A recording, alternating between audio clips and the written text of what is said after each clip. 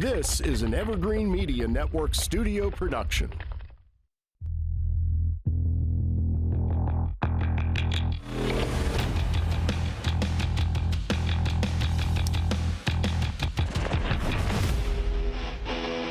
Good morning, everybody. I'm Dr. Brett Haake. This is the Preventus podcast. We're live from Vero Beach, Florida. And if you missed our first episode, my wife, Dr. Felice Haake, is on the podcast. We're on this together. We're both physicians. We come from different backgrounds, but we focus on prevention and functionality. And today, we touched on it a little bit with our inaugural podcast, but today we really want to focus and do a little bit of a deeper analysis in this medical condition called insulin resistance. So we're going to do a little bit of a review, but then we're going to do more of a deep analysis.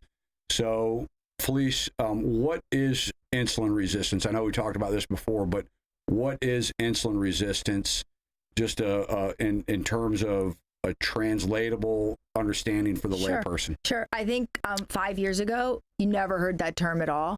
Now, media and, TikTok and social media and the news and big pharma, they're doing a pretty good job of putting the word out there. So more and more people are hearing it. You might have heard it on some commercials. You may have linked it with the newer drugs, the injection drugs, Ozempic and Wegovy. And so insulin resistance, I did touch on this last podcast. So for those who heard that, I hope this isn't too redundant, but essentially it's a spectrum disorder. I want my patients to understand that. Just like autism is. So you are somewhere on the spectrum of insulin resistance, with the very late end stage of the spectrum being diabetes and even pre-diabetes. I often have patients say, well, my doctor caught it early. I have pre-diabetes. And in my head, the first thing I think is, no, you've been insulin resistant for decades, most likely, and pre-diabetes just showed up. That's the point at which the body can't control the sugars anymore. So essentially, what is insulin resistance? I always use an analogy. So I give you something sugary. It can be anything. What's your favorite sugary snack? Give me something. Reese's Pieces. I knew you were going to say that. Okay, so I give you Reese's. It's Halloween and we're going through the kids' bags and eating up all these Reese's Pieces. And so your blood sugars rise pretty high. And your body doesn't like that. It's always trying to keep like an equilibrium, a balance for blood sugars. There's a certain range it wants to stay within. And if it goes outside of that range, it's going to try and take those sugars and place them inside the cells of your body. Essentially, we are made up of all cells all over. We're cellular beings. And so in order for that sugar to get inside, or glucose, we use the term glucose a lot, and that's what's tested on your lab test. In order to get that glucose inside the cell, there's a key. And the key is insulin. Insulin is secreted from the beta cells of the pancreas, it's an organ in your body. And so that key will open a channel that allows sugars to rush in. Well, what will happen over time for many, many different reasons, and this is the complicated nature of insulin resistance that maybe we can get into a little more, from stressors to poor diet to sugary beverages to genetics, lack of sleep, shift workers, etc. That key doesn't work as well. Oh, and aging too, by the way, just getting older. The key just stops working and the sugars build up in the bloodstream. The body really doesn't like this. And so more insulin is secreted. And insulin is what we call an anabolic hormone. Anabolic means to build. And it builds something we all pretty much hate, fat.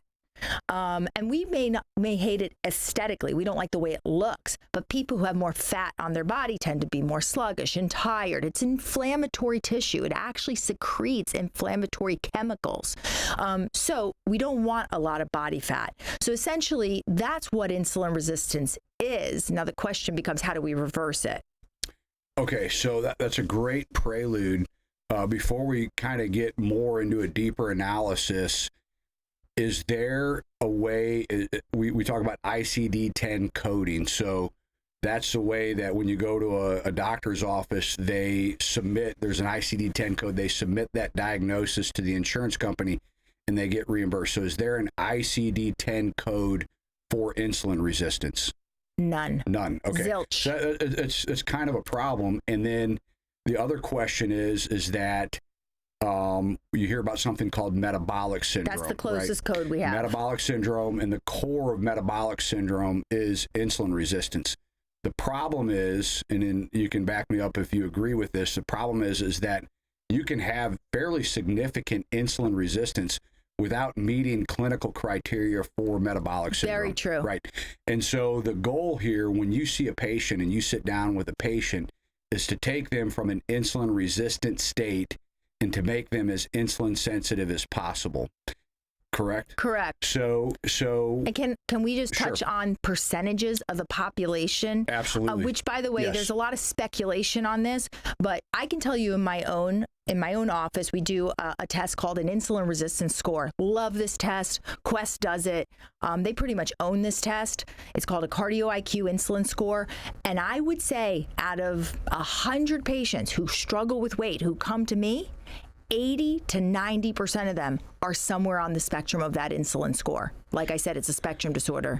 Very interesting. And I think that the other thing I think that's important is that there are insulin receptors on the outside of cells in virtually every organ system in the body. Yes. For instance, one of the hallmarks of something that we call polycystic ovarian syndrome, PCOS, is insulin resistance. One of the treatments for PCOS is actually metformin, which makes the body more insulin sensitive. And so you see insulin resistance at the level of the ovary, and you also see weight gain and a lot of the other characteristics that are characteristic of insulin resistance. Exactly. So I guess the next question would then be, given the fact that insulin resistance can be manifest in different organ systems of the body and that a lot of these things are interrelated, take us through a common scenario. So I'm a 50-year-old man and I come into your clinic and I say, you know, I played some high school sports. I've always worked out.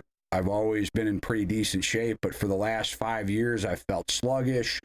I've gained 20 pounds. I'm stressed at work. I've got 2 kids in college. I'm trying to make the next, I'm trying to get to the next step in terms of the corporate ladder or whatever, or I'm working outside or whatever it happens to be. Take us through, start to finish, what you do with those patients and how maybe you address the insulin resistance, but how that also relates to their cholesterol panel. And also relates to other things that we're looking at, with the goal being to really prevent, make them more functional and make their whole body more insulin sensitive. Yeah. So how old did you say you were again? 50. Okay, you're 50. All right. You're aging yourself a little bit. That's okay. This is a very common patient that I get, male or female. And, the classic person and who I'm speaking to right now, you know who you are.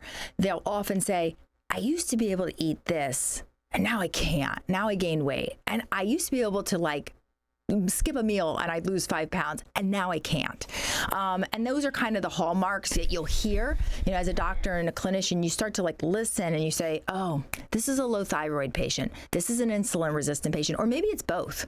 And so a classic patient like that who would come to me, we'd go through a lot of questioning. I'd go through diet and we'd get deep into their stressors and their social life and their work, etc.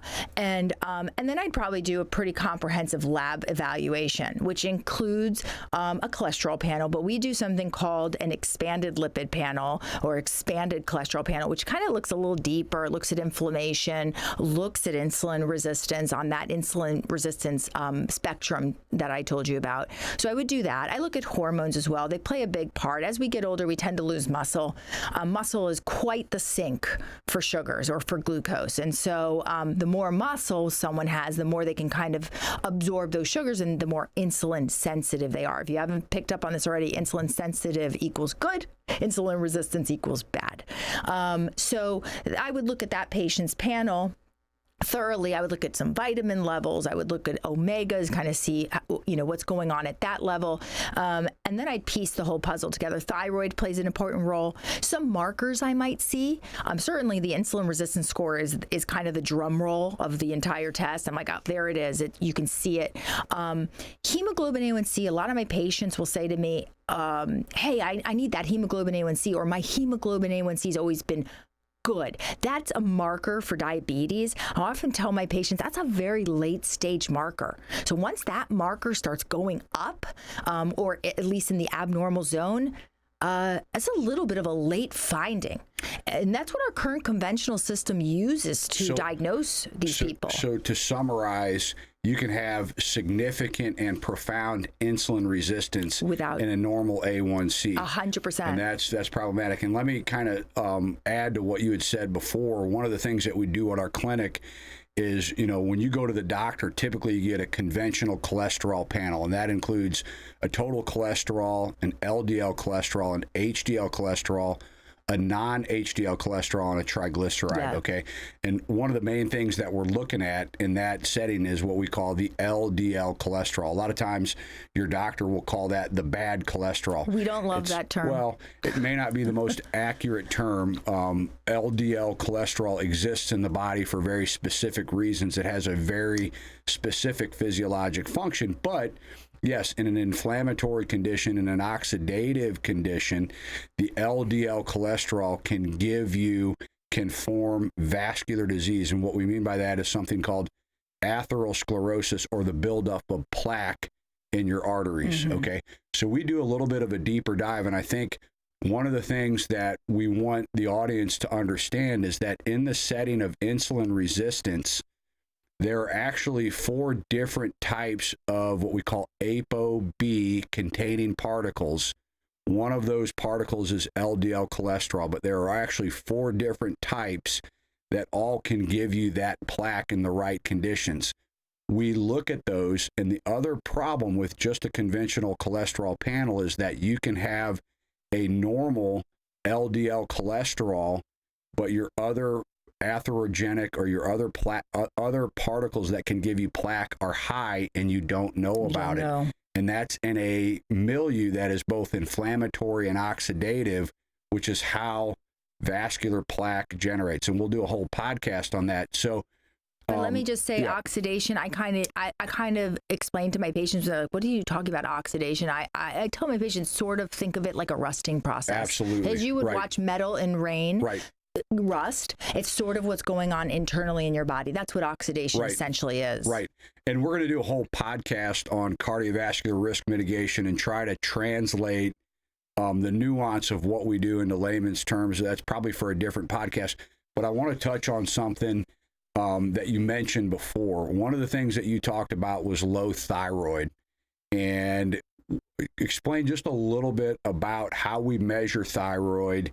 And does low thyroid contribute to insulin resistance and weight gain, energy levels, and all those kinds of things? Yeah. So I definitely see a link. There's 100%. And I would say out of 100 patients that come to see me with weight concerns, I could probably put 90 to 95% of them in a low thyroid category or suboptimal thyroid function, insulin resistance, or both. I call them the double whammies, the ones who have both. And some of them do overlap, sort of like a Venn diagram. Thyroid. I think thyroid's approached not well in our current healthcare system. I know I look back and I don't feel like I was taught it very well. We tend to see, if you've had a thyroid lab done, you tend to have either a TSH, thyroid stimulating hormone, or T4. It's rare, although you will find docs who will check T3s and reverse T3s, but you often see just a TSH and a T4. It doesn't give the whole picture. It's sort of like me giving you 5 pieces to a 100-piece puzzle. It's not going to give you the picture. So thyroid stimulating hormones essentially telling the thyroid to function and to secrete thyroid hormone. T4, which is levothyroxine and synthroid. For those of you with low thyroid, you know these terms because those are medicines that you're usually put on. T4 is an inactive form of thyroid. It has to convert to T3, which is the active and the only active thyroid hormone that actually connects to the cell and does the process. I tell my patients, think of thyroid like an engine, like the little engines of your body. So they attach to the cells and they kind of help the cells function. So people with low thyroid are tired, they're sluggish, they're gaining weight. And at a biochemical level, it affects insulin,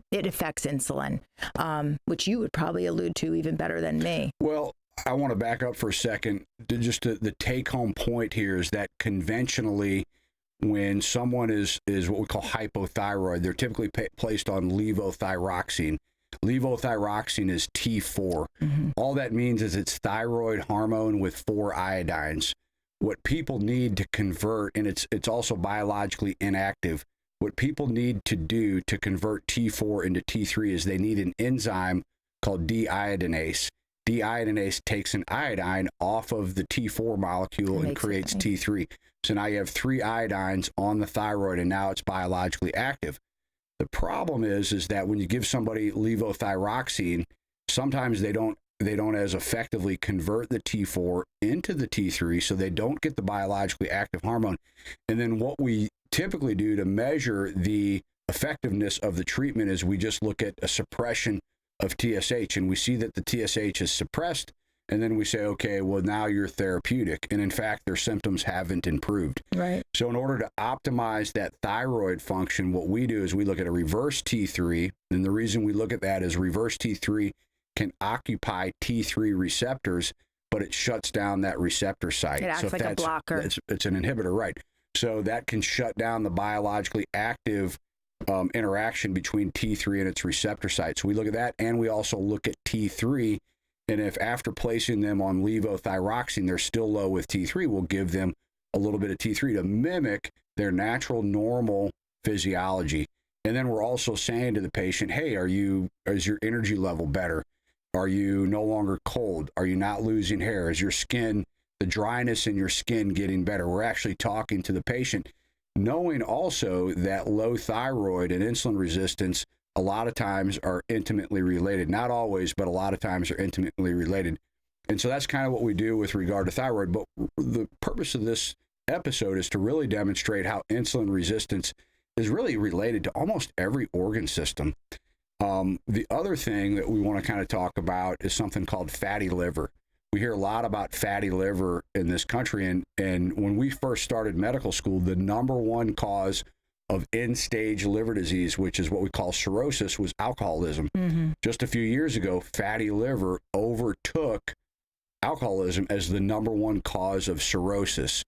And so my question to you is how is insulin resistance related to fatty liver? And do you see, when you see patients that have fatty liver, do you see when their insulin resistance starts to reverse, do you see the symptoms of the fatty liver improve? Or maybe not even the symptoms, but the biological markers. Absolutely. Yeah. So we talk about 2 types of fats. And again, like insulin resistance in a short little podcast is such a deep, complicated issue. We're going to just try to like laser it and keep it at the surface. But essentially we talk about subcutaneous fat, and then that's the fat you see, under your skin, the belly, the arms, etc. And then there's something called visceral fat, which is the fat that surrounds the organs. And we often talk like that's the really dangerous fat. So fat can kind of build in your liver, and you'll see liver enzyme elevations like ALT in particular. So, if you have labs in front of you, look back, make sure your ALT wasn't elevated or close to the high end of normal. So just real quick, let me intervene. So we look at, there's something called an AST and then there's an ALT. AST stands for aspartate aminotransferase. ALT stands for alanine aminotransferase.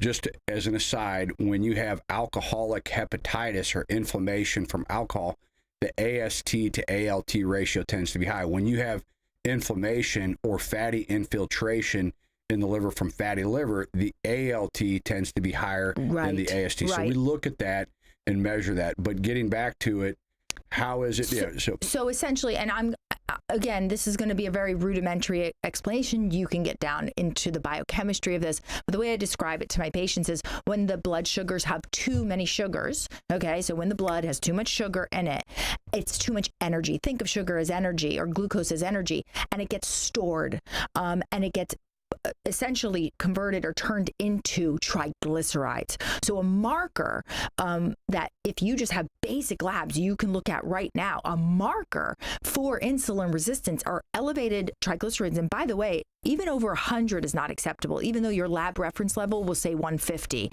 and a low HDL, which is essentially kind of coined the good cholesterol. So even if you're not measuring an insulin resistance score, if you simply just have an elevated ALT and an elevated ratio of triglyceride to HDL, that may be a marker of both insulin resistance and metabolic syndrome. And then you put that together with, hey, I'm tired, I can't lose weight, I have brain fog. All of those things might be telling you, hey, I've got insulin resistance, and there's a problem. It's rare that I see that and that patient doesn't turn out to have a high insulin resistance score. Absolutely. It is very rare. So let's talk a little bit more about the fatty liver and what a giant problem this is. Just to, basically to add to what you said, there's an kind of an intimate relationship between fat cells, and those are called adipocytes, and then liver cells, and those are called hepatocytes. When the fat cell is working appropriately, when the adipocyte is working appropriately, it's small. It's mitochondria, meaning it's the part of the cell that makes energy, is working nicely. And when it responds to insulin appropriately, it takes free fatty acids and incorporates them into a stored form of energy called triglycerides. That's when the fat cell works nicely. When the fat cell becomes inflamed, like you talked about, you start to gain weight, it becomes inflamed and it's not working nicely. What happens is you get this delivery of free fatty acids and also triglycerides to the liver. So that's where you get this elevated circulating levels of triglycerides in the blood. They get delivered to the liver. The liver's job, when the liver is working effectively, is to convert those free fatty acids and triglycerides into energy. We call that, there's a word for that, it's called beta oxidation. It's a big word. All that liver wants to do is take those free fatty acids and triglycerides and convert that into energy. When the liver gets overwhelmed with the influx of all these fats, and it can no longer do that, it overwhelms its capacity to do that, you get the accumulation of fat. We call that fatty liver. We call that specifically non-alcoholic fatty liver disease. The cause of non-alcoholic fatty liver disease is insulin resistance. The way that you can either get simple steatosis, meaning simple fat infiltration, or you can get something called NASH, which is non-alcoholic steatohepatitis. Hepatitis just means inflammation, and that's where we talk about this ALT. It goes up. And the diagnosis for non-alcoholic fatty liver disease is 5% of those liver cells have to have fatty infiltration. So the reality is, especially when you catch this early, is this is reversible.